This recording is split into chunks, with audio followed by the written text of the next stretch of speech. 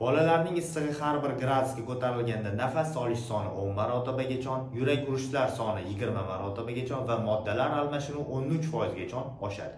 Bolalarning issig'i 38 gradusdan oshsagina tushirish kerak degan ko'pchilikning fikri qisman to'g'ri, qisman noto'g'ri.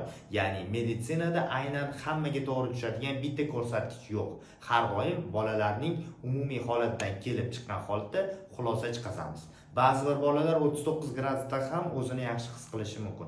Ba'zilari esa 37 gradusda o'zidan ketib qolish yoki bo'lmasam sudorga holatlari kuzatiladi.